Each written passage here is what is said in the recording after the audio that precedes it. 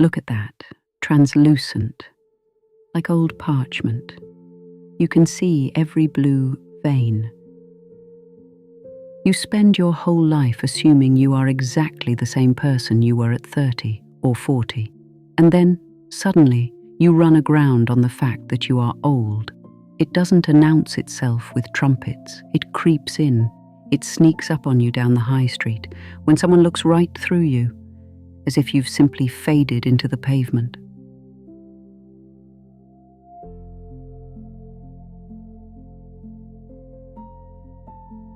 They write thousands of books about being young, about falling in love, about having children. But there is remarkably little on record about this falling away. We try so hard to hide it, to dress it up. But the truth is, dwindling energy is simply one of the most boring things about being old. Some mornings you wake up and the energy is there and you think, I'm back to normal. But it never lasts. You just have to sit down. You have to resign yourself to taking more breaks, to doing less.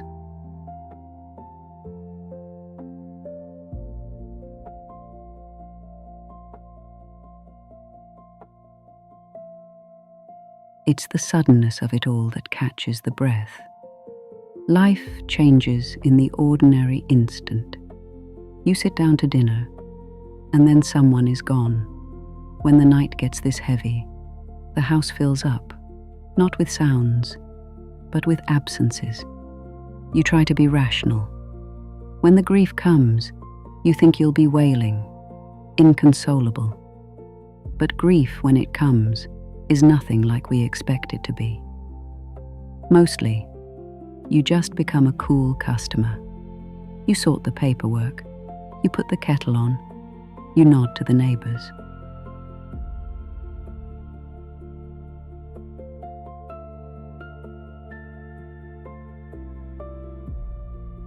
And then you find yourself doing strange things. I couldn't throw away his shoes because some childlike, desperate part of my brain thought he would need his shoes if he returned. It's a kind of foolishness, a vortex of memory that just opens up under your feet in the middle of a Tuesday and sucks you backward into the past. The smell of a wet wool coat, a certain slant of evening light, and suddenly you're drowning in it.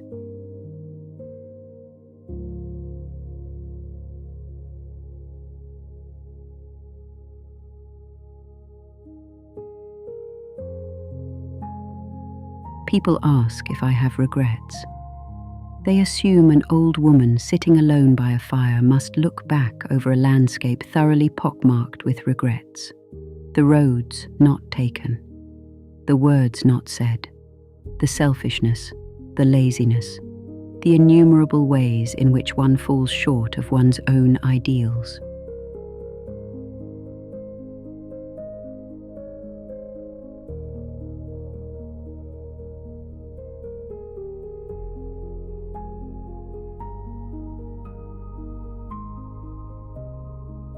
But I don't. I truly don't.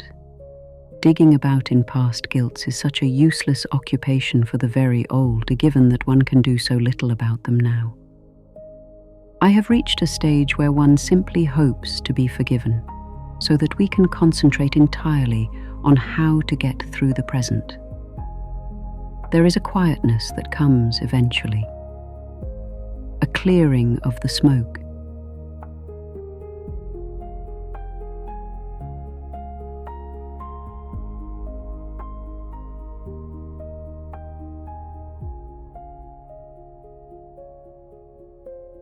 When you are young, you are so fiercely driven. The desperate need to be seen, to be desired. But an important aspect of the ebbing of sex is that other things suddenly become interesting. That kind of passion obliterates the individuality of young women because so much of a woman is used by it. When it finally fades, what a profound relief. You find that you actually have the time to just look at the world.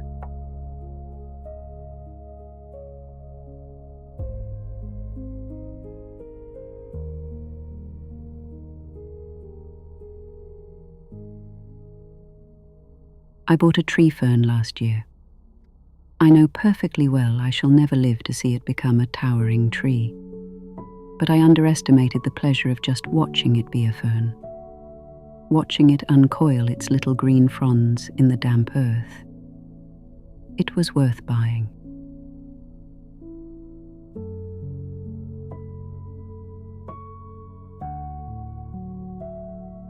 I remember reading once about a ship, how the young sailors are the ones running about the gangways, climbing the heavy masts, sweating in the rigging. But the pilot, the old pilot, sits quietly in the stern and simply holds the tiller. He doesn't need muscle or speed. He just needs reflection and judgment.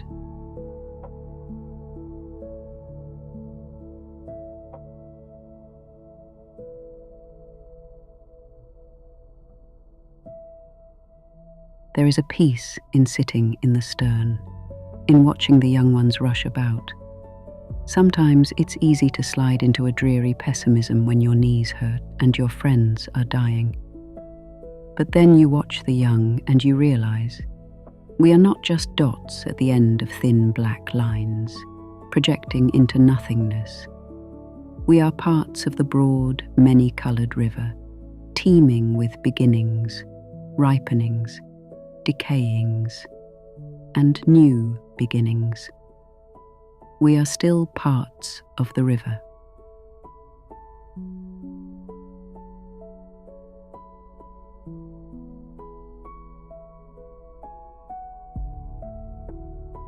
And then there is the end of the river. It used to terrify me, but the closer I approach death, the more I feel like a tired sailor who is finally in sight of land at last, about to drop anchor in her home port after a very long and weary voyage.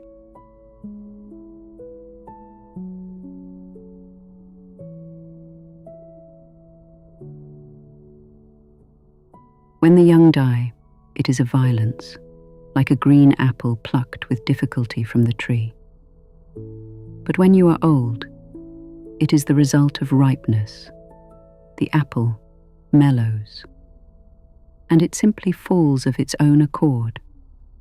The fire just goes out without the use of force, because the fuel has been consumed.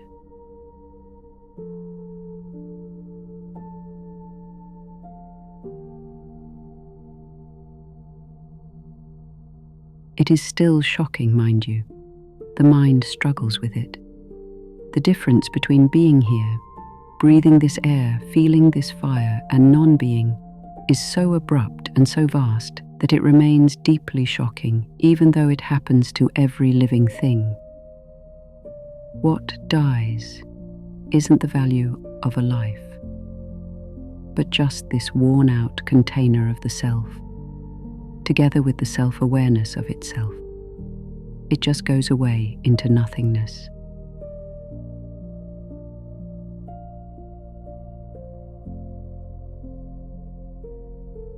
But in the deep hours of the night, in my dreams, I sometimes feel that our minds are not entirely bound by the ticking of that clock. There is a relativity of space and time in the psyche, hints of a timelessness. I don't know what it means. I don't claim to.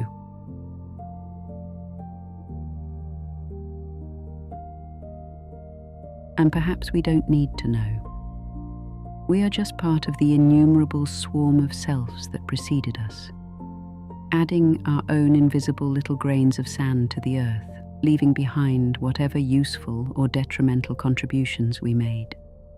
The mere astonishing fact of life is mysterious and exciting enough in itself.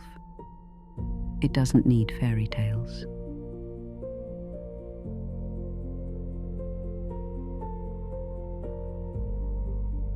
I have no grand wisdom to leave behind. If I could choose my final words, they wouldn't be poetry or philosophy. They would just be wonderfully sensible, plain words. I think I would just like to say, it's all right. Don't mind not knowing. I have no grand wisdom to leave behind. If I could choose my final words, they wouldn't be poetry or philosophy. They would just be wonderfully sensible, plain words. I think I would just like to say, it's all right. Don't mind not knowing. I'll leave you with a beautiful quotation from the Irish poet W.B. Yeats from his poem, When You Are Old. When you are old and grey, and full of sleep and nodding by the fire, take down this book and slowly read, and dream of the soft look your eyes had once, and of their shadows deep